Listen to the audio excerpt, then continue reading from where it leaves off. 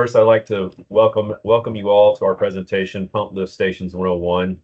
We'll be sharing some valuable insights about pump lift stations, a sometimes mysterious and unseen component in water infrastructure. My name is Lane Chamblee. I'm our Technical Sales Group Manager. I have been in the construction business for over 20 years. Before and after college, I spent my time on the construction side, so I understand the importance of getting on-time, reliable products. My co-presenter is Angie McDaniel, also with our NWPX Precast division. Angie, you want to introduce yourself? Thank you, Lane, and thank you all for joining us. I have 20 years in the industry experience in repair, sales, and design assistance for pumps and motors used for water and wastewater applications.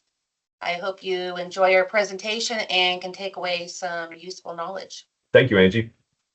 So also joining us in the background, we have two special guests today. We have Michael Munderloh from our engineering team. He is here to help us answer any questions during and after the presentation. Also, we have Chris Eberly, one of the founders of Park USA. He continues to work with us on our engineering team with NWPX Park. So this past June, we introduced our new corporate identity, NWPX Infrastructure, formerly Northwest Pipe Company. Our new name reflects our broader role as a nationwide provider of infrastructure solutions. With this change, Park USA is now NWPX Park, and Geneva Pipe and Precast now NWPX Geneva, together forming our Precast and Engineered Systems division. We may have a new name and new logos, but we're still the same team in the same locations, delivering the same excellent products our customers have known to know us for. Here's our NWPX Infrastructure family and their locations. We have 13 locations plus headquarters across 7 states plus Mexico. We serve the national industry east to west coast with our products, and this includes our packaged lift stations and engineering design assistance for these structures. And just before we get into that, here's a look into the NWPX Park product lines. The NWPX Park division has been providing engineered packaged water and wastewater structures for over 40 years. Our products are spread across 6 divisions: water distribution, our meters and backflow; our wastewater is our grease traps and interceptors; our stormwater, we have diverters and stormwater separators; we have our control panels; our utilities, which handle catch basins and curb inlets; and then also our process systems, which handles filtration and separation systems. This is just a sample of our products. Our engineering team is happy to design and build a solution for any unusual situation you may have. And this is really where Chris Eberly's expertise comes in. He really loves that part of our business. So we're going to get into the agenda for today to let you know what to expect. Today, you'll receive a general understanding of pump lift stations from fundamental concepts in design to implementation. Here's what we'll be covering: an overview of what lift stations are and why they're important, the various applications in different settings and industries, the key components and different pump types. Then we'll give you the basics on designing a lift station. At the end, we'll have a Q&A session with our engineering department. Let's start by watching a video of our pump trooper. Water always finds its way to the lowest point in an area. This pull of gravity can easily lead to flooding, which can create health and safety hazards as well as property damage. Lift stations make it possible for commercial, residential, and community developments to defy gravity, collecting stormwater and wastewater in low-lying areas and conveying it to the municipal collection system at higher elevations. The Pump Trooper is a submersible pump lift station that offers a reliable and cost-effective solution for fluid conveyance and flooding control. With a variety of custom configurations available, we design our lift stations to the exact specifications and capacity requirements of your project. The most commonly used design is the duplex system, consisting of 2 pumps alternating in operation. Multiple pump installations like this provide continued service in the case of pump failure or maintenance and extra capacity in times of extraordinary loading. The Pump Trooper lift station works by collecting sanitary wastewater or stormwater into a wet well through an inlet pipe. As the well fills, an electric liquid level control system monitors the water level. When the water reaches a predetermined level, the pump engages, transferring the water up and out of the wet well basin into the sanitary or stormwater system. For high pressure or higher head applications, a grinder pump is recommended. The powerful grinder pump features sharp cutters that shred solids and move them under high pressure through smaller diameter pipe. The pump trooper is powered by a close-coupled electric motor, which operates quietly and is cooled by the moving liquid for a maximized service life. Made in the USA, our lift stations are pre-assembled in a controlled manufacturing environment, ensuring the highest quality product is delivered to your job site, ready for connection. Our team works directly with the field contractor to ensure proper placement and installation.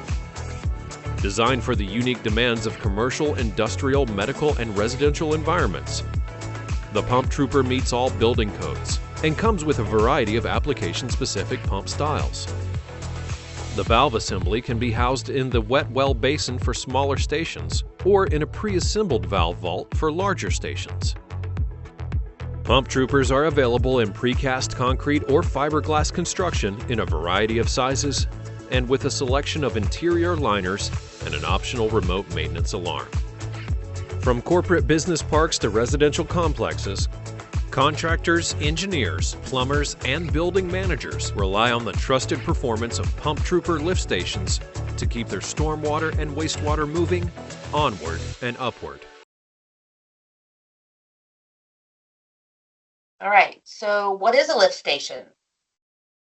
Lift stations are used to lift water to a higher elevation when gravity flow isn't feasible due to topographical constraints, like a hilly area that you see here. The stations lift the water to a high point so it can once again flow by gravity. Lift stations can be built in wet wells where the pump is completely or partially submerged, or dry pits where the water is pipe fed to the pumps by gravity. Pump stations are also considered when you need a pump to a long distance or under pressure, when gravity flow doesn't travel with enough velocity to scour the pipe. Wastewater solids will begin to settle and cause blockages. A minimum scour velocity is 2 feet per second, but if gravity system doesn't have enough slope or the peak flow is too low, you'll want to consider a lift station to keep the water moving faster under pressure. For stormwater, pump stations are typically placed in low-lying areas to move out excess water to a higher elevation that would otherwise cause flooding. In urban drainage, lift stations move excess stormwater to prevent water clogging of roads and sidewalks. Another application is stormwater detention and retention ponds, where lift stations move water from these ponds to manage stormwater runoff. For wastewater, you'll see lift stations in a municipal collection system, where sewage is transferred from manholes to the treatment plant. And in residential areas, moving sewage from homes when a gravity system isn't feasible. You'll also see lift stations in commercial and industrial applications managing sewage from businesses that need to comply with environmental and health regulations. So how do these stations work? Influent water flows by gravity into the well that you see here on the left. When the water reaches a predetermined level, a float switch labeled as lead on will activate the pump to lift the water upward through the discharge pipe and away from the well to a higher elevation. For stations with more than one pump, each additional pump will be the lag pump. And this is used to help the first pump keep up with the flow, or in the event the lead pump fails. The float for this pump is called lag on. It's right here in the green. And this is positioned just above the lead on float. This pump can also alternate becoming the lead pump, so both pumps run evenly, which reduces wear on just one pump. The station will include either internal or external valves in a separate vault. The hatch is sized to allow access to the pumps, which detach from their flanged base and ride up guide rails for service or replacement. Contractors typically source lift station components from multiple vendors. We focus on providing a package system where the entire system arrives ready for install. We can assist with design and pump selection, including CAD and Revit drawings for your project. Our precast wet wells range 48 to 144 inches inside diameter, and we can also cast in our HDPE liner for corrosive wastewater and industrial applications. The benefits of having a packaged or factory assembled system are the pump bases arrive anchored to the wet well and are aligned with the discharge outlets. Valve bolts arrive factory assembled and stubbed out ready for connection, and all the station components arrive at once for efficient use of manpower on the job site. All right, let's talk about pumps. So here are some familiar pump brands, but it's important to understand different pump types when selecting what to use for your design. Wet well wastewater applications typically use a submersible centrifugal pump where the motor and pump components are enclosed in a waterproof casing. This allows the pump to be completely submerged in the liquid and helps the motor stay cool. The vertical turbine pump you see here can also be used in a wet well, but these are used for clear water or stormwater applications where the water is lifted through the bowl stages of the pump, which you see here, and out the discharge head up here, which sits above the well with the motor. Submersible pumps are commonly used because they operate directly in the fluid. You don't need to prime them as you would with a pump that sits above the well and draws from a suction pipe. Submersibles are installed directly in the well, which saves space compared to an external pump. They're protected inside the well, reducing maintenance and extending lifespan if sized correctly. They can handle both stormwater and wastewater applications with heavy solids or stringy materials. When sized correctly, they can offer lower long-term operational costs compared to external pumps and their potential priming issues. Here you see a few of our station configurations. We're going to take a look at these submersible pump types and where they work best. Effluent pumps handle low to moderate flows of treated wastewater, also known as effluent, like from a septic tank. Since they handle treated wastewater, their solids capacity is low, like 3/4 of an inch in size. It's what you're going to be passing for those solids. Non-clog pumps are ideal for handling raw sewage and allow passing of malleable solids the same size as the discharge outlet. They range in discharge sizes from 3 to 8 inch or even larger, and they're typically available in explosion-proof models for hazardous environments. And these will often have a non-shrouded open impeller or recessed impeller, which you see here. It provides adequate room in the volute, which is this area here. Those solids can quickly exit the discharge. Sometimes it's not ideal to pass large solids downstream, especially when you're pumping over a long distance or against a high head. This is when you would use a grinder or a chopper pump. The grinder pump has a rotating cutting device. It's usually a hardened circular teeth and plate mechanism at the inlet that macerates solids into a fine slurry. They're usually found in lower flow application. They have tight tolerances. A chopper pump uses blades or cutters that chop solids into smaller pieces. They can handle higher flow rates for larger lift stations and commercial applications. Stations that experience extreme problems like towels, shoes, or even sheets that you might find coming out of a prison system may need additional grinding prior to reaching the pumps.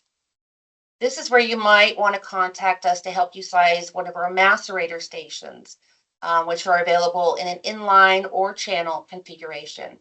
Here you see the grinder is internal to the wet well, mounted just in front of the influent inlet. We provide these for jails, hospitals, or industrial facilities and are used primarily to prevent lift station clogging. As I mentioned earlier, vertical turbines are often used for stormwater applications. And here's how they look installed with the motor and discharge head sitting above the well and a little submersible jockey pump which handles the lower flow rates. Every lift station needs check valves. These are used to prevent water flowing backwards in the system so it doesn't return to the pump or the wet well when the pumps are turned off. These are two types of check valves. The ball check, which is more compact and makes them a great valve for inside the well, or swing check, which is best suited for high flow, high pressure systems and are often installed horizontally like an above ground installation or a valve vault that we provide. Isolation valves are needed for maintenance, flow control, and equipment protection. Gate valves are used for on-off control with minimal restriction, and plug valves offer throttling and easy usage. You'll sometimes see these used to increase system pressure if necessary. Here's a few pictures of our pre-assembled valve vaults. These often come with a sump and grate for drainage that you see in this area here, pipe supports, access hatches. We typically include a camlock fitting on our valve assemblies. This allows for easy bypass pumping should the pumps go down for any reason. Valve assemblies can also be above grade for both storm and sanitary applications. You'll typically see these above ground when larger valves are used. Lift station will generally use one control panel per station, and this controls multiple pumps via the float switches and can be set to alternate the lead and lag pump, as I mentioned earlier. Panels can be as simple or complex as you need them to be, depending on the station requirements. Some have fans or heaters or VFDs if you need to vary the speed of the pumps. Panels can control both single-phase and three-phase pumps, depending on site-specific incoming voltage. There's a variety of products that measure the levels of the water in your wet well, which activate the pumps at the selected set points. You may not want a mechanical float because your influent causes a lot of turbulence and that could tangle the float cables. You could then select a non-contact level sensor like an ultrasonic or a radar that can be programmed to activate the pumps.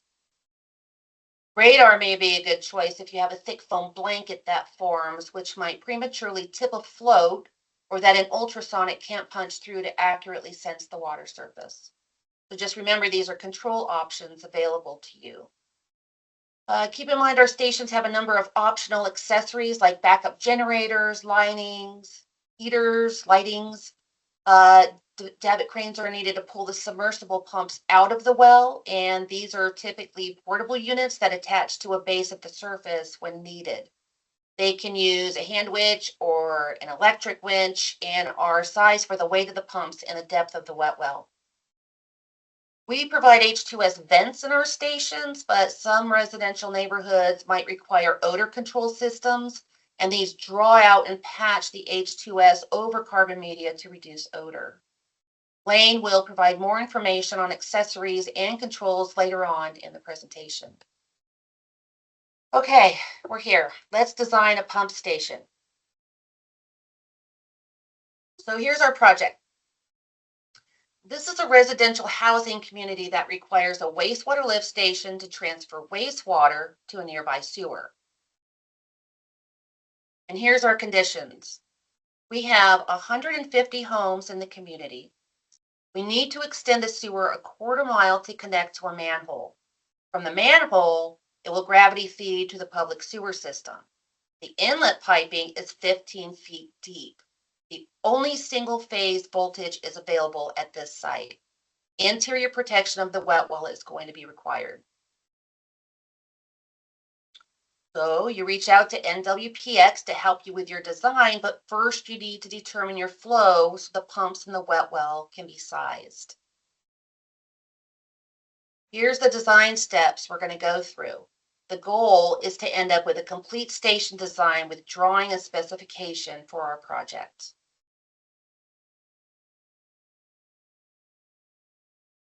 For site selection, you'll want to consider a site that will accommodate the pump station.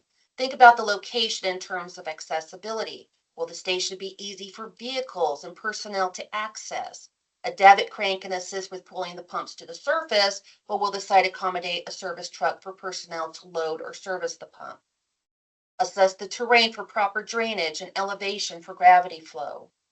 Where will the station be in proximity to residents? Will noise or odors be an issue? And worst case scenario, if the station floods, who would be affected? These are things to take into account during the planning stages of our design. Once you select your site, here's how you estimate your flow rate. For our design, the subdivision has 150 homes, each with an average of 3 persons and using an average daily flow of 100 gallons of water per person per day. When estimating usage, you'll want to account for the peak flow factor, and this is the time of day when there's increased water demand, like the mornings or the evenings where we're doing our dishes, we're doing our laundry, we're taking our showers. This is a multiplier applied to the average daily flow, and it ranges between 2.0 and 4.0 for residential and 1.5 to 2.5 for commercial applications. These are often specified by municipal and state governments, so you'll want to research this for your specific project. After you've determined your peak flow, you'll convert this gallons per day number to gallons per minute per day. Here we end up with 110 gallons per minute, and this will be the flow rate for our pumps. Now you know each pump should be able to handle the peak flow independently in an alternating lead lag operation. Okay, now let's size our wet well. Your working or active volume is the space where your lead pump on float and your pump off float will be set.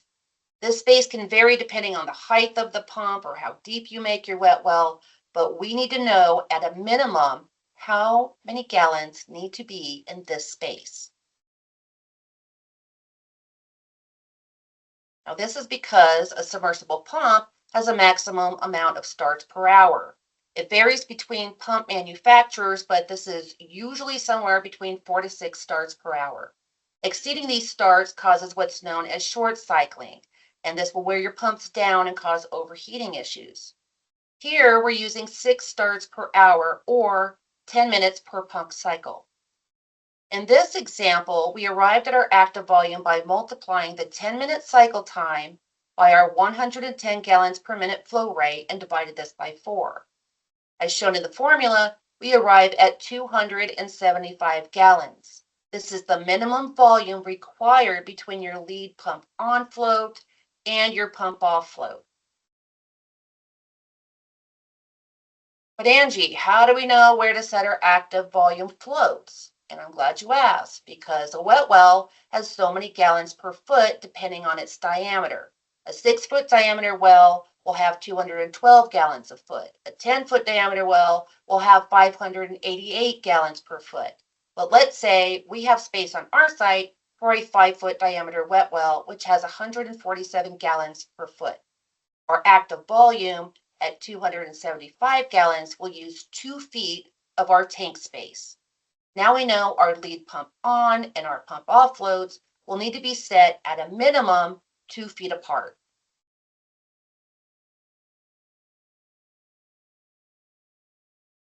With this information, we can now determine the set points for the rest of our floats. It's always recommended to have a high-level alarm, especially if you're designing a single pump simplex station. This float will be set just under the influent inlet to avoid backup in this pipe. You'll notice the pump off level is at the top of the pump, and this is because submersible motors need to stay submerged to stay cool. There are, however, submersible pumps that have jackets which use pumpage or glycol to keep the motor cool and allow for additional drawdown. So keep this in mind if you're worried about overheating due to a pump off float failure. Sometimes you'll have an additional low-level alarm that will sound if the pump off float fails. This float would be set just above the pump volute to avoid introducing air into the pump inlet causing airlock, and this means the impeller will spin, but there's no flow. Keep in mind most pumps will have an over-temperature sensor and a seal-fail sensor, which when activated will turn off the pump to protect the motor. These alerts are identified with lights in the panel, letting you know which sensor needs attention. So let's size the pump now. In order to select the proper pump for your design, you first need to determine the pressure or head in your system. Static head is the vertical elevation from the surface of the water at pump off to the highest point in your system. This may be where your discharge pipe enters the tank on a hill far above grade, or it may just be the distance from the surface of the water to the first elbow in the discharge pipe before it exits the station in a horizontal run. In either scenario, this must be calculated to determine the feet of head that the pump will see at its duty point on the pump curve. Friction losses are your pipe, so this can change depending on pipe size and material like PVC or ductile iron. Elbows and other fittings, valves, all these create friction losses that must be counted. Static head and friction losses together make up the total dynamic head in your system. For our design, we've calculated the static head using the highest point in our system. We're using 4-inch Schedule 80 PVC pipe and added all the friction losses for our pipe runs and fittings. And we're confident our total dynamic head is 36.98 feet. The design professional, you'll plot all these losses on your system curve. In this design, we've determined our flow and calculated our total dynamic head. We did our research and decided that a grinder pump will work best with the fluid that we're pumping. We'll now size our pump for 110 gallons a minute at 37 feet of head.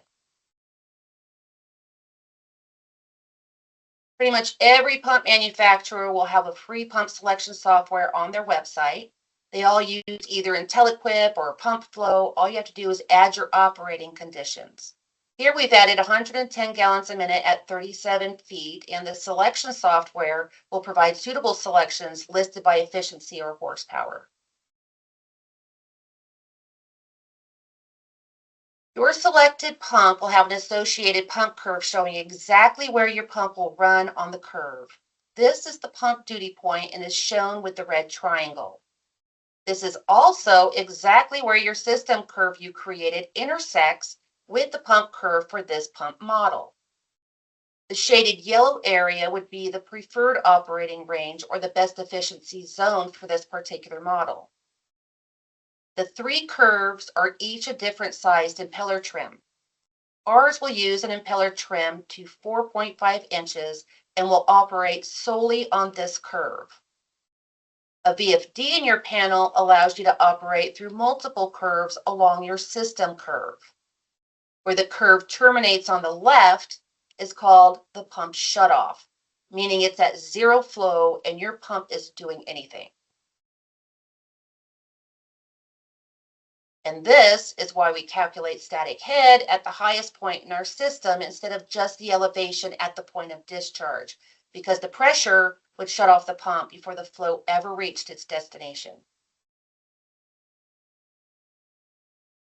Also keep in mind, the more head losses you introduce to the system that you already created, the more that red marker travels along the curve to the left, resulting in less flow and more pressure.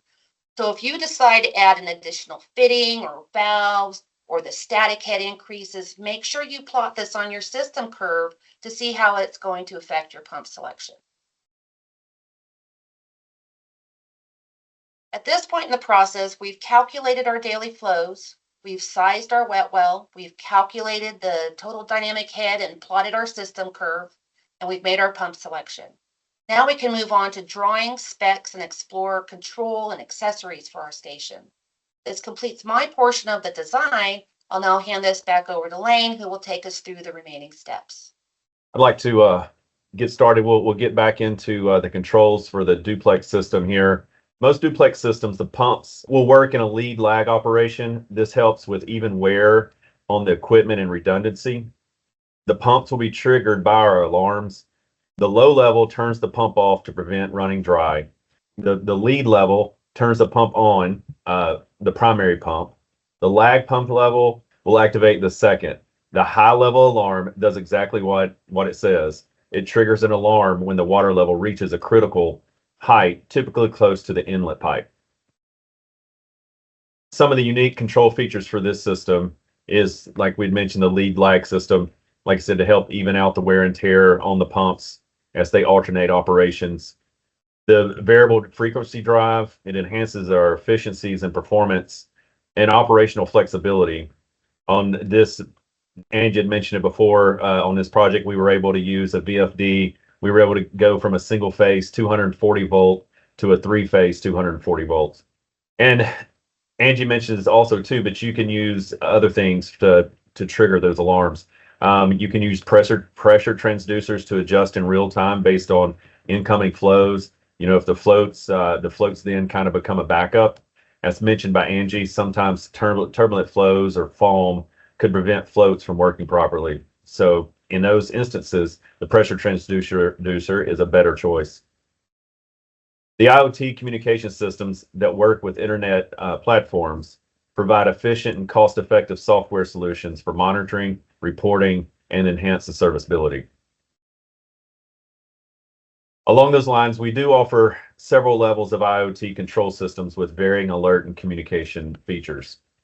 The basic level includes a simple visual alert and is available on existing buzzer and beacon devices.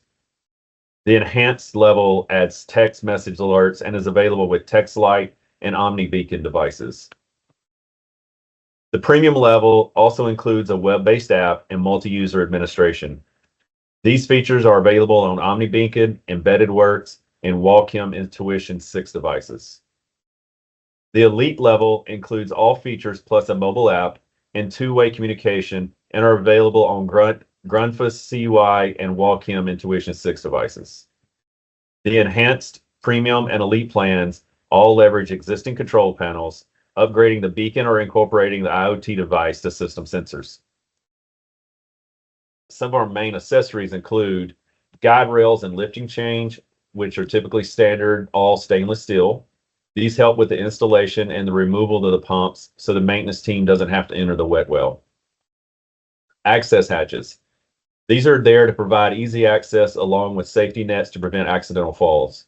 Depending on the requirements of each project, the hatch can be specifically designed for your job. These hatches are produced in-house, so it gives us the ability to meet the needs of each project. Gooseneck vents are there to prevent buildup of dangerous gases. These can be built in a variety of materials from ductile iron, galvanized, even stainless steel pipe. Sometimes a project calls for check valves to maintain the proper flow and prevent backflow. Plug valves are typically used to isolate the pumps or piping for maintenance. Our control panels and alarm systems can come in a variety of waterproof boxes to protect from the outside elements. We don't typically include generators, but all of our panels include an outlet for the owner to plug one in case of power failure. So how do you protect against hydrogen sulfide gas? HDPE is going to be our strongest option. You know, up to this point, the normal option would be polymer concrete, which is heavy and expensive. Our HDPE lining adds minimal weight and cost to the product, allowing the contractor to utilize the same equipment that he has on the job without spending money on a crane to set our products. Unlike other lining and coatings, our HDPE liners are cast into our concrete. We'll build the liner and cast the concrete around it. And with approximately 110 cleats per foot, it creates a very high pull-out strength. No need to worry about this peeling away in 5 to 7 years and needing to be replaced. Our HDPE liners have a 50-year guarantee and a 100-year life cycle, so this should outlive all of us. So the final step in the lift station design is to produce drawings and specifications for the system. The drawing details the pump trooper system with plan view, elevation, sequence of operation, pump schedule, and key notes. Even a material list, so when it goes out to bid, if we have done our job, there should be minimal questions coming back before bid time. Here is the list of our specifications and pump curve. And finally, the control system details and electrical load analysis. These specifications are included with each design available in AutoCAD and Revit format for the specifier. So, talk about maintenance. So just like your car, routine maintenance is necessary to get the most out of your equipment. It has been proven time over time, the more we maintain our equipment, the more working life it has. Routine checkups can extend the equipment life, detect early issues, and in doing so, lower the cost and repairs and disruptions. It also helps to ensure peak performance and environmental compliance. In Texas, your NWPX park team is here to help. Like I said, if you were in Texas, you're in luck. Our maintenance team is here to help design and maintain a maintenance program for you. With a new system, we can develop and customize maintenance plans specific to your system, schedule regular service for inspections, priority emergency support, continuous monitoring to track performance and identify potential issues, flexible scheduling to minimize disruptions to the system, and maybe most importantly, essential skills training for effective system management. So now we'll take a couple looks at a couple projects we have. So also, not to bore you with more Texas details, this is another service for our Texas clients as we deliver a lot of our wet wells on our own boom trucks. So there'd be no need for additional equipment.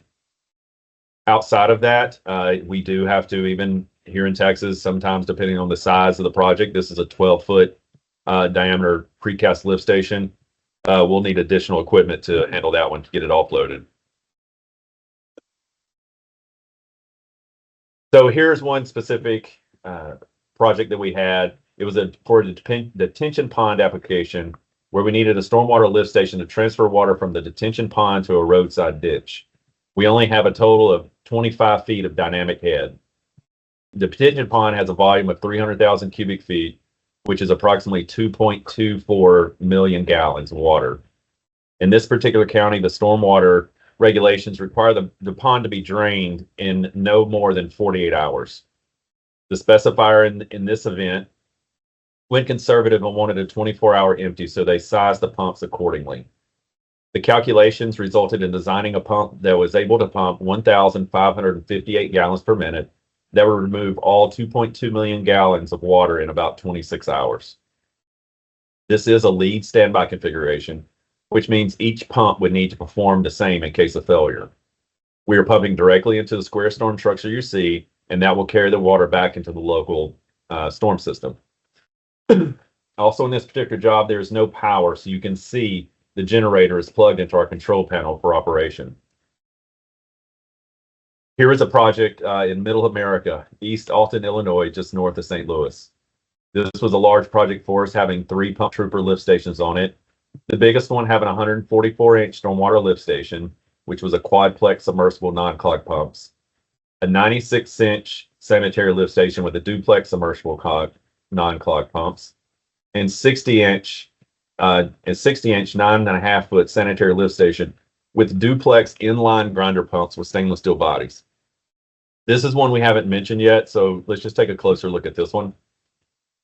So as you can see, the influent pipe is tied directly to the pumps. There are a couple advantages of this type of pump. No exposure to odors and dangerous gases, minimizes excavation, needing only roughly 2 feet below the inlet pipe. This setup is a redundant dual pipe design with self-cleaning operation to detect and remove clogs without human involvement. These pumps also use pressure transducers and VFDs to adjust in real time based on the incoming flow.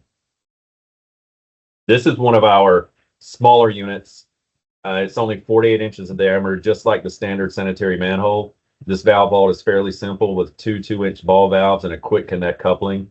The quick connect can be used in case the pumps need maintenance or a power outage, and they can pump directly into the force main. As you can see in this wet well, it's deep, it's 25 foot deep. But you can notice the stainless steel guide rails and chains, and allows for easy installation and removal of the pumps. All right, thank you, Lane. So before we head into our Q&A session, let's recap on the takeaways from today's presentation. We covered a lot of ground in this Pump Station 101 course. First, we hit the basics, what it is, how it works, common applications. Then we took a look at the system components, what goes into building a packaged pump station, including pumps, valves, controls, automation, optional accessories, and liners. And we covered the importance of routine preventative maintenance for optimal performance and looked at some installations across the country. But where we spent the most time, and here's what we really want you to take away from this, is the simplified guidance on how to design a lift station. And our goal is to streamline project planning and ultimately make your job easier. After going through the steps we outlined today, you'll have gathered all the information you need to get your project off the ground. Final step is to put all that information right here on our lift station design form. And our team will then complete the design for you, including all necessary drawings and specifications for your project docs. This form is available on our website, and we'll also include this in our post-webinar email to you. Now we'll include Chris and Michael from the NWPX engineering team, and we welcome your questions. Yeah, I see one, somebody had asked, when would you use a simplex station, say, versus a duplex or a triplex? Simplex pumps are obviously a single pump. That's going to be used on very, very non-critical applications, maybe a sump pump in a basin or a basement, or something non-critical. Even some residential houses, for example, could have a single pump. If that pump were to go down, obviously it shuts down the public sewer infrastructure for that facility. But we would recommend, definitely recommend multiple pumps, minimum duplex, anything related to stormwater or a commercial or multi-residential type of sewage system. We got one here just asking when VFDs are typically used within the control panel. For us, we mainly use them to transition power from single phase to three phase. For our sanitary applications, we really want that three phase power for the pumps. This allows the torque on startup for the pumps to just be I think it's about 10 times faster. Helps kind of alleviate any issues with clogs on startup. So VFDs are typically used on that, or in that scenario right there. It can also be used to ramp the pump up and down in certain situations. We try to, shy away from that a little bit. When you're ramping the pump up and down from its designed flow rate, it puts a little bit more wear and tear on the pump, but can certainly be used in those situations as well. I saw another note on here that was talking about peak flow rate. And yeah, the peak flow rate, that's really just based all on the calculations. You have X number of units with X gallons per minute per unit. You put it through the calculation. Some places have a peak factor of 2, some have it up to about 4.5. So really, we just follow that on the peak factor calculations when we're designing sanitary stations. Great, thanks, Mike. I see a question here about what type of pump would you recommend for a school site where the forest main routes under a freeway, possibly running up and down and eventually discharging to a manhole on the other side of the freeway? Is that enough information for you to answer? Yeah. I mean, for that one, if we're talking stormwater, we really just need to know the required flow for it and then the force main length. Those are our two biggest factors because, the entire station is based around the pumps. The pumps are sized based off of the required flow rate, and then the force main length will help us determine our TDH for the system. Once we get the pump sized, we size the wet well based off of that. So it really all starts around flow rate. That's the critical factor for us. So if this is stormwater, we just need to know the flow rate that's needed for the stormwater. If it's sanitary, for schools, we typically want to go with a grinder or chopper pump, just because you never really know what's getting flushed down the toilets in schools, hospitals, things of that nature. So the chopper or grinder pumps kind of help, chop and grind up all the things that might be flushed down the toilet, help reduce clogs of that nature. And then, just basing it, how far our force main run is, get the pump size off based on that. Great, thank you. Angie, this one might be for you. For hot climates such as Central Valley in California, with 100 to 115 temperatures in the summer, do you recommend some sort of cover or cooling system for the control panel? Yes. We will typically see these maybe in a shelter. It really depends on the enclosure that's available. NEMA 4X, I believe, is for outside conditions, but sometimes even that will get too hot, so you'll see it inside of an enclosure. Great. And then along those lines, how far can the control panel be away from the lift station? As long as the pump cord is available. Sometimes standard pump cord lengths would be like 30 feet. Sometimes you can get those in 50. Other times you can get them in 100 feet. But you have to keep in mind that you have your float cables as well. You'd have to get the equivalent length in those cables as well. And the further away you get from the station, you also have to consider power drop as well for if That's you're, right. if you're running a junction box. The closer, the better. Great, thank you. What type of pump or filtration would be recommended for an agricultural use prone to sediment such as sand and pine shavings to prevent clogging? Primary use is floor drains. Well, you had mentioned, say a chopper pump. If you're going to have solids in your waste stream, typically the bigger pumps are all going to be non-clogged. But if you have something that could damage the pump or the line, then probably maybe say a chopper pump or something. You could get an impeller, a hardened impeller that could survive the grit and the abrasion of the sand that's in there as well. So thank you, Angie and Lane, Mike and Chris. Appreciate your insights. Any final words? Thank you. It's been fun, even with our technical difficulties. So we appreciate you all being here. Yeah, most definitely appreciate you all being here.